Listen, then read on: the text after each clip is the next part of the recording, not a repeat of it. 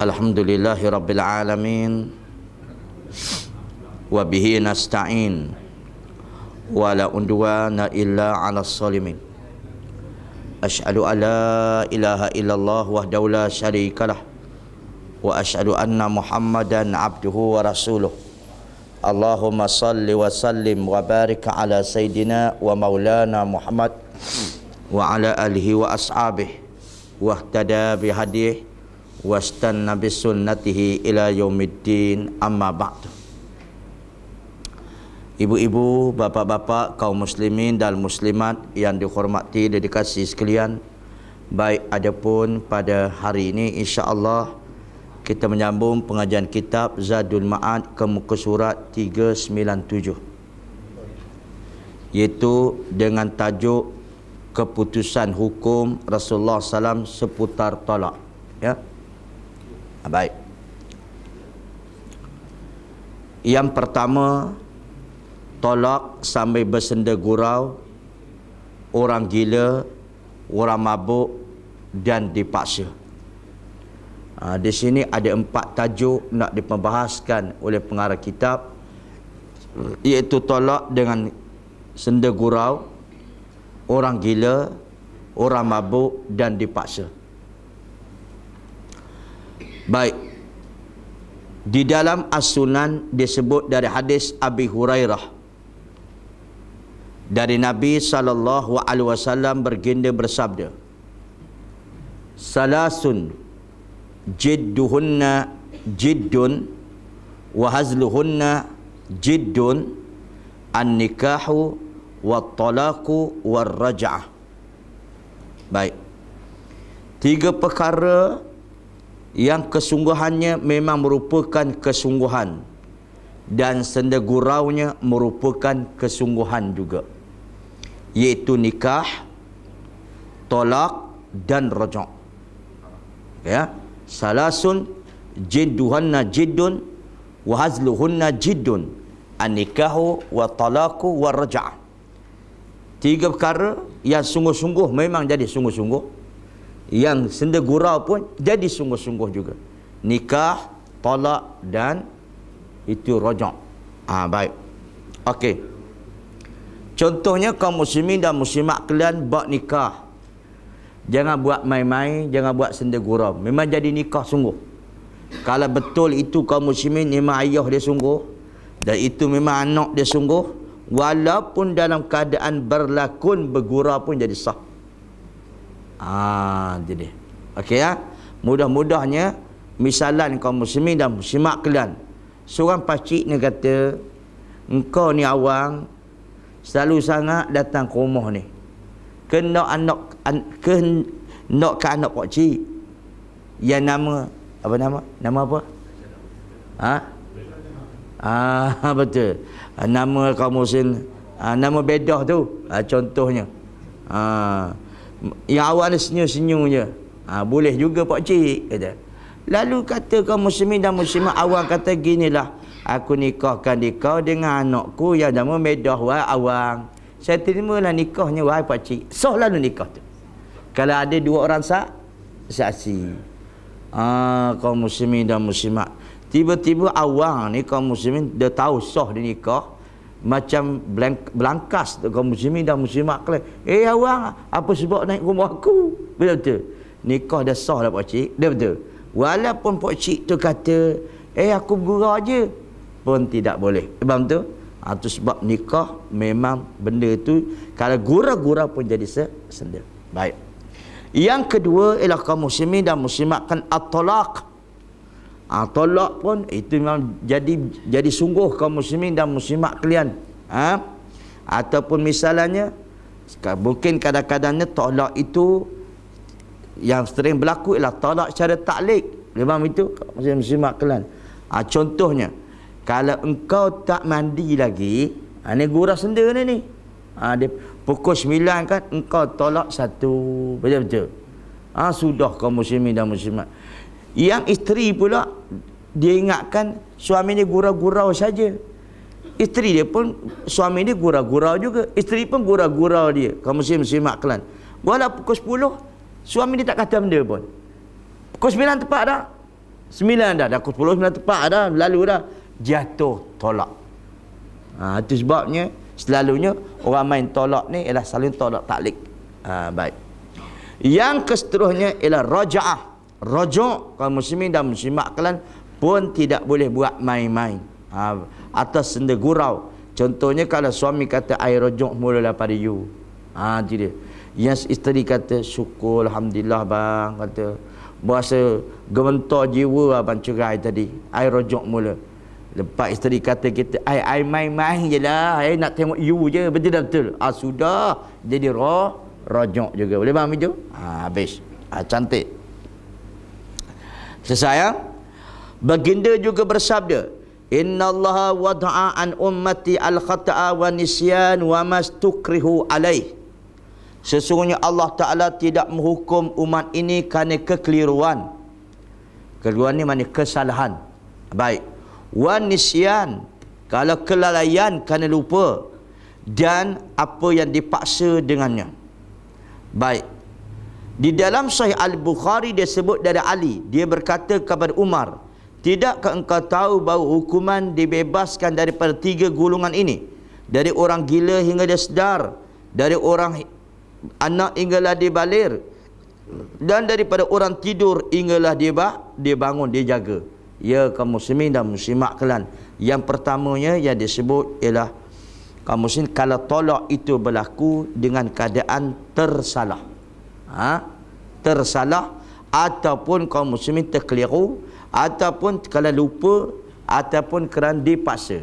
Selalunya kaum muslimin dan muslimat kalian secara tidur lah, dia tertidur. Tiba-tiba dia mimpi. Aku cerai kamu, bedah. Memang isteri dia bedah sungguh kaum muslimat. Tetapi di dalam tidur kaum muslimin, itu tidaklah jatuh tolak. Baik. Ataupun kaum muslimin dan muslimat kalian ialah kerana dia gila. Orang gila kaum muslimin. Memang gila tak ada akal sungguhlah.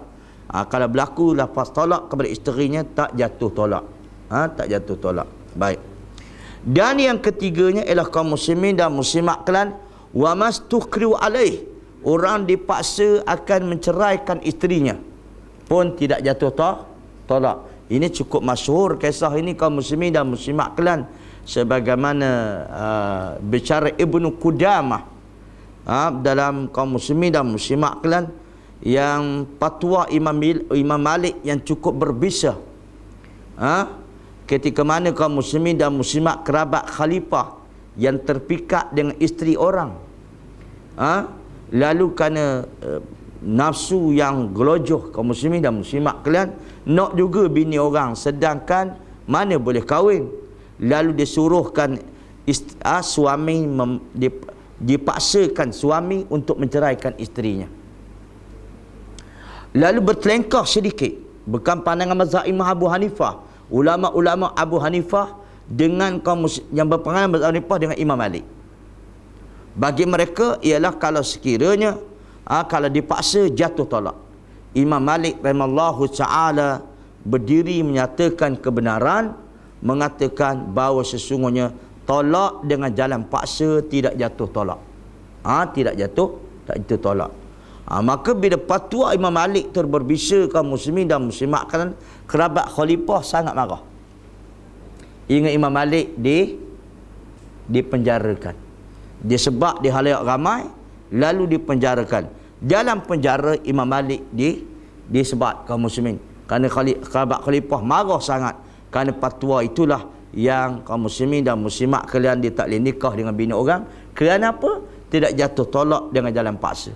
Maka itu cukup yang masyhur. Ingat Imam Malik kaum muslimin dan muslimat kalian, dalam keadaan sakit dia semayang, kerana dia sebab itu ingat dia meluruskan tangannya saja. Dia luruskan tangan saja. Dia tak letak tangan atas dada dah. Kenapa?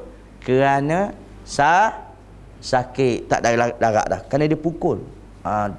Lalu kalangan-kalangan juhala mengatakan kaum muslimin lurus tangan tu mazhab Imam Malik. Tidak. Siapa kata mazhab Imam Malik bila sembahyang lurus tangan? Tak ada pun. Imam Malik dia lurus tangan kerana dia disebat. Muslim-muslimat kalian. Itu dia. Habis ya? Okey. Macam mana ujah Imam Malik, bagaimana orang dipaksa atau suami dipaksa mentolak ke jatuh tolak, sedangkan di dalam Islam dimaafkan, tidak terkeluar daripada agama kalau orang itu dipaksa. Kan? Kalau orang itu dipaksa menuturkan kalimah kufur, kaum muslimin dan muslimat, dia tuturkan kalimah kufur itu sedangkan hatinya tidak begitu, maka dimaafkan. Baik, itu adalah kalimah kufur lebih berat daripada tolak. Itu dia. Baik. Seterusnya, di dalam As-Sahihain Bukhari dan Muslim disebut sabda baginda, innallaha tajawaza li ummati amma haddasat bi anfusaha ma lam tukallim bi au ta'mal bi. Sungguhnya Allah Ta'ala memaafkan bagi umatku apa yang terlintas di dalam jiwa, dia belum diucapkan diucapkan atau dikerjakan. Mereka muslimin dan muslimat kalau seorang tu terlintas dalam hati, kaum muslimin dan muslimat tapi tidak diucapkan segi perkataan dan perbuatan, maka Tuhan tak kira dosa. Contohlah kaum muslimin dan muslimat tengok orang tu tengok pada seseorang ada terlintas dalam hati ni, kaum muslimin nak kata kat orang, apalah dia tu, betul-betul. Tapi kita tak ucap lagi, kita tak lakukan segi perbuatan, itu tidak dikira dosa. Begitu juga tentang masalah tolak, lintasan hati tetapi tidak dituturkan, maka tidaklah jatuh tolak. Faham itu? Baik. Di sini dapat disimpulkan bahawa siapa yang tidak mengucapkan kata tolak, cerai, sumpah, nazar dan lainnya, maka dia dimaafkan dan tidak ada perhitungan terhadap niat dalam hati. Ini merupakan pendapat jumhur ulama. Tetapi syariat Bani Israel dulu, kaum muslimin dan muslimat mana yang terlintas di hati pun Tuhan kira dosa dah. Sebagaimana turun ayat bila dia turun ayat firman Allah Ta'ala, walillahi ma fis samawati wa ma fil ard wa in tubdu ma fi anfusikum aw tukhfu yuhasibukum bihillah. Lemam itu. Bagi Allah Ta'ala lah kepunyaan langit dan bumi. Wa in tubdu ma fi anfusikum aw tukhfu yuhasibukum billah. Mana-mana yang kamu zahirkan tinggi perkataan kamu, perbuatan kamu, dan apa yang tersembunyi dalam hati, semua Allah Ta'ala kira belaka. Jadi kaum muslimin dan muslimat para sahabat ni bila dengar turun ayat tu, diorang datang berjumpa Nabi dalam keadaan merukuk, dalam keadaan berjalan dengan lutut. Kerana takut kan. Dia kata, ya Rasulullah, kami ni sudah ditaklifkan dengan solat, dengan puasa, dengan jihad. Tiba-tiba turunlah ayat ni. Apa turun ayat ni?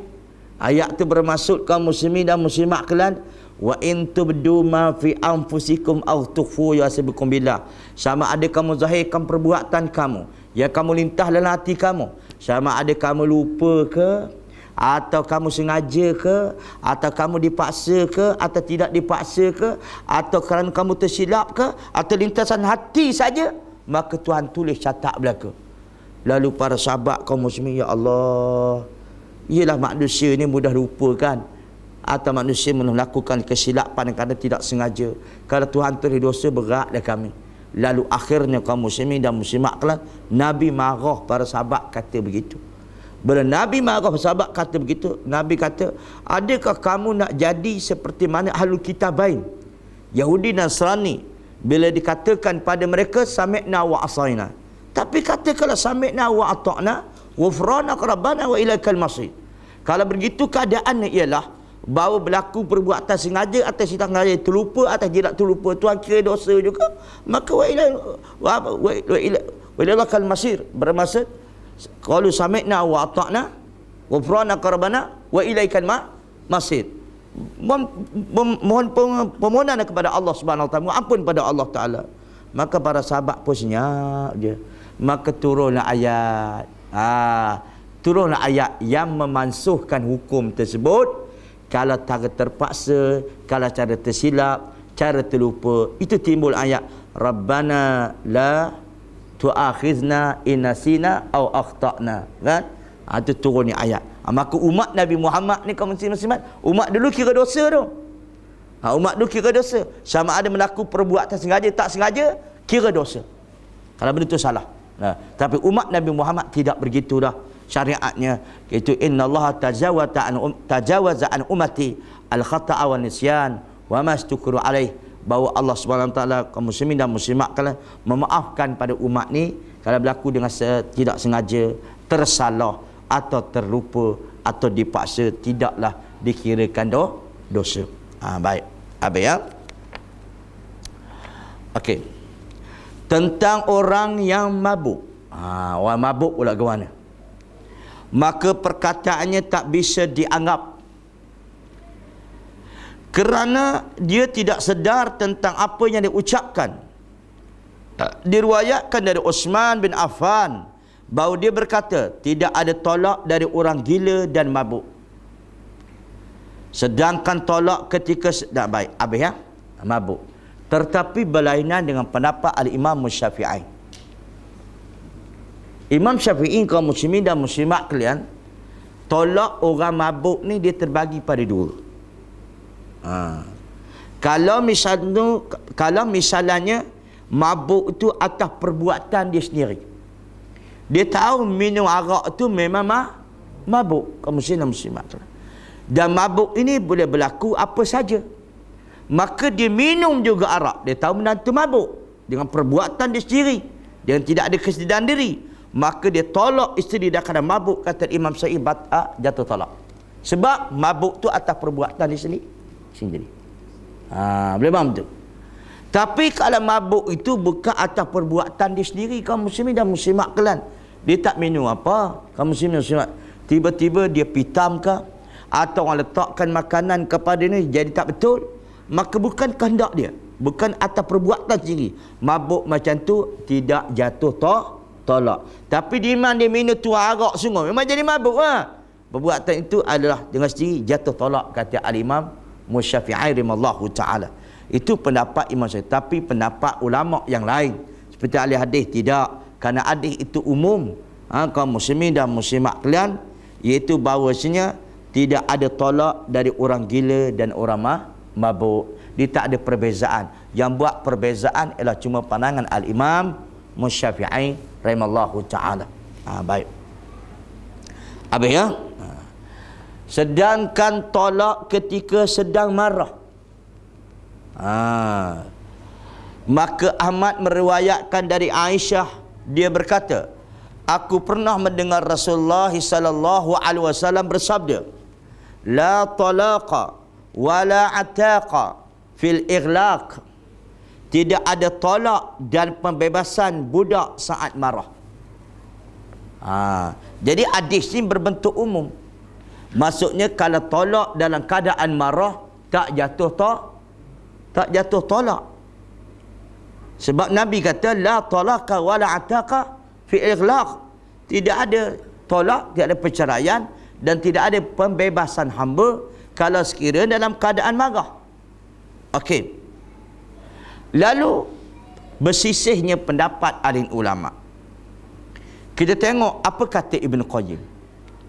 Kerana marah itu maka dada menjadi sempit dan orang yang seakannya tidak sedar tentang apa diucapkannya sehingga keadaannya mirip dengan orang mabuk. Tapi marah itu sendiri ada 3 macam. Betul-betul. Pertama, marah yang menghilangkan fungsi akal. Baik, sehingga pelakunya tidak sedar tentang apa diucapkannya. Yang seperti ini tolaknya tidak sah. Dia nak marah kaum muslimin dan muslimat kalau macam-macam disebut. Bila disebut kaum muslimin dan muslimat, dia tolak isteri dia. Lalu isteri kata, apa abang kata? Abang cerai ke saya ke? Macam tu kaum muslimin. Abang cerai ke saya ke? Tak ada pun. Tak ada kau sebut pun. Ya, abang cerai ke? Tak ada pun. Kaum muslimin dan muslimat, dia tak sedar apa yang dia sebut, kaum muslimin dan muslimat. Pernah tak pernah? Ada tak orang marah dia tak sedar diri? Macam kita lah kaum muslimin dan muslimat kan. Bila kita dah marah, kita nak pukul anak kan, kita nak marah ke anak, kita ingatkan masa kita nak pukul anak tidaklah bukan mencederakan anak, tapi dah marah kaum muslimin dan muslimat kalian. Tak sedar. Betul tak? Hanger patah. Kalau pukul dengan hanger. Betul. Tak sedar yang anak tu berdarah kadang-kadangnya. Tapi kita ni, ajak hati ni tidak nak pukul kuat tu sangat. Tapi kerana marah yang mengelojak, habis, orang kata habis ring. Dia pukul betul. Itu marah yang tidak kesedaran kaum muslimin dan muslimat kelak. Jadi kalau ada berlaku bertengkar naik, suami naik syekh juga, lelaki pun naik syekh juga. Kaum muslimin.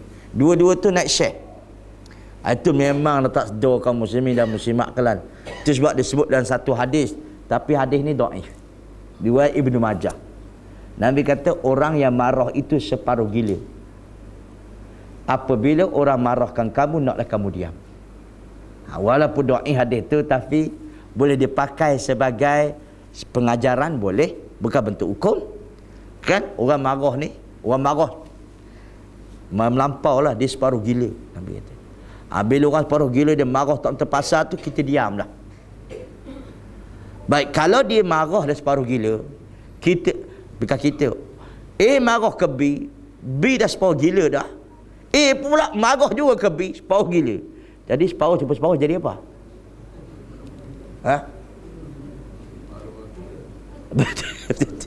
Warna paling separuh jadi apa? Ada separuh jadi penuh. Separuh jadi gila lah. Betul. Adakah jadi penuh kamu sini? Baik. Baik. Pak Din kena saja dia. Duduk mana tempat pun kena. Okey ya? Kaum muslimin dan muslimat kalian. Okey. Itu permasalahan. Dan ini kata perkara kitab kaum muslimin dan muslimat kalian. Tapi pertama, marah yang menghilangkan fungsi akalnya sehingga pelakunya tidak sedar tentang apa diucapkannya. Betul, kalau dah marah kamu kan pelekak jatuh pun tak sedar. Betul. Kalau adalah peringkat marah macam tu, tak sedarkan diri, dia tak tahu apa dia ucap, maka dia termasuk dalam hadis ini, itu tidaklah jatuh tolak. Baik. Kedua, marah yang tidak membuatkan pelakunya hilang kesedaran tentang apa yang diucapkannya. Dalam keadaan seperti ini, tolaknya dianggap sah. Ini pendapat Ibnu Qayyim. Tapi dia marah ke muslim ni, marahnya dalam keadaan dia sedar apa dia ucap. Abang cakap saya ke? Tapi ya, I cerai you, tapi I tak ada niat tau. Betul tak betul? Kaum muslimin dan muslimat, memang I kata ke you, tapi I tak ada niat. Kaum muslimin dan muslimat kalian, itu lima jatuh tolak kerana dia dalam keadaan dalam sedar. Baik.